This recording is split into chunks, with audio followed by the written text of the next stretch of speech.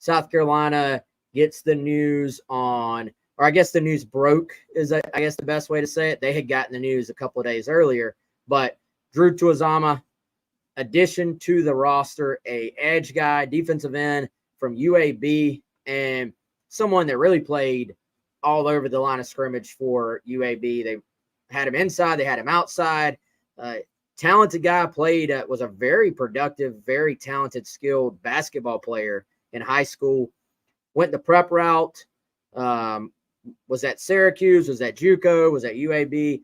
Really came on strong for UAB later in the season last year and put up some big numbers for Dilfer and that program. And so, Chris, he hits the portal as a grad transfer this summer, commits to South Carolina at the end of this past week, and now will enter that room, which I think we felt like was coming along. There was progress being made. They were building depth.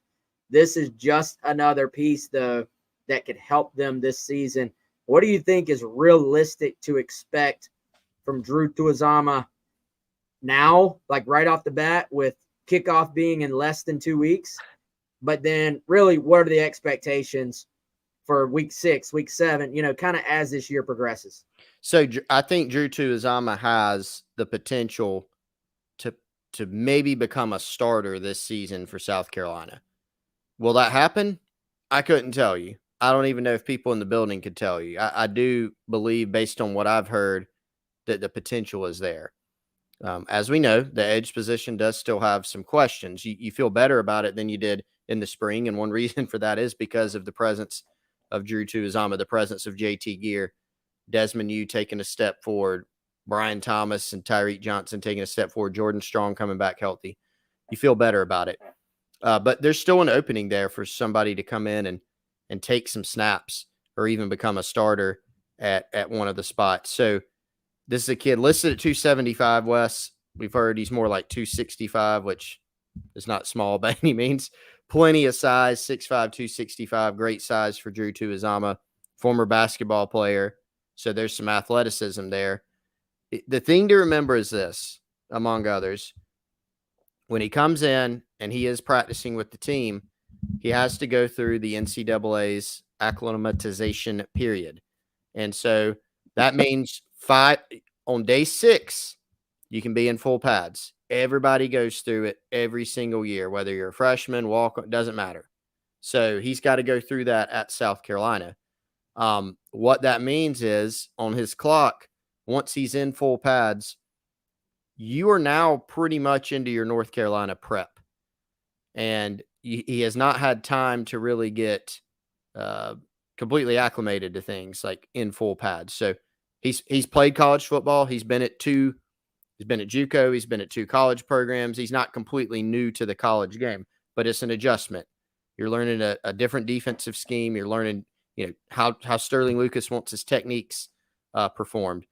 So there's things to learn. So game 1, you probably should temper the expectations. Would it be a shock if he played? No. But I could see, Wes, as the season goes on, his talent, kind of catching up, him getting more and more comfortable with things, and then the snap count starting to rise. Yeah, and you rattled off some of the guys, man, but obviously Jordan Strong's return was a huge boost for that group.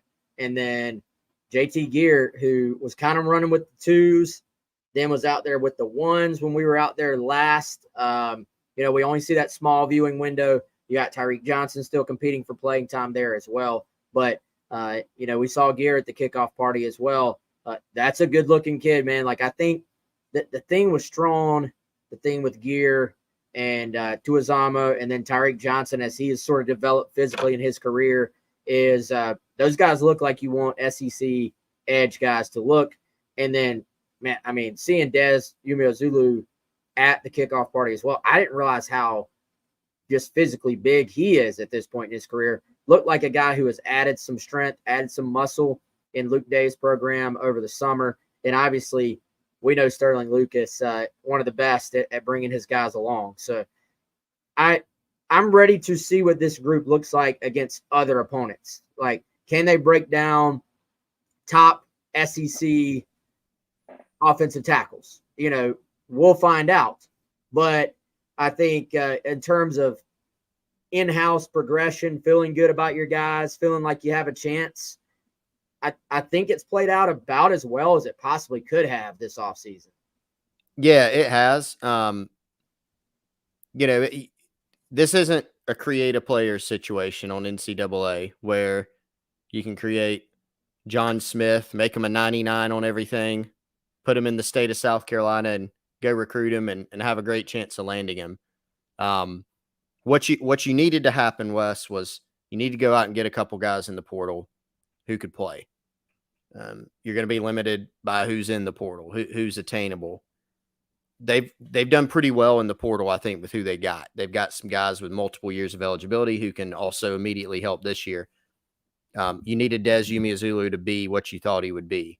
And understanding that he's a freshman, it appears he is that. And you needed some other guys to step up and get better. I think we've seen Brian Thomas Jr. put on 20 pounds of weight in the offseason. He can help you from a pass rush standpoint. Tyreek Johnson had probably one of his best sessions of practice since he's been here. And then obviously Jordan Strachan has a lot of experience and he has appeared to come back healthy. So I totally agree with that, Wes. It's all about, like Shane Beamer talks about, maximizing what your team has. There's not going to be, this isn't a room full of 4 first-team All-SEC guys. It is not. But with where they are in their program's development, I think they've done pretty well here at taking what you had in the spring and then making a leap before the season. I think the picture looks a good bit better. Again, not a dominant group, but they have improved the picture from the spring, which was a huge goal.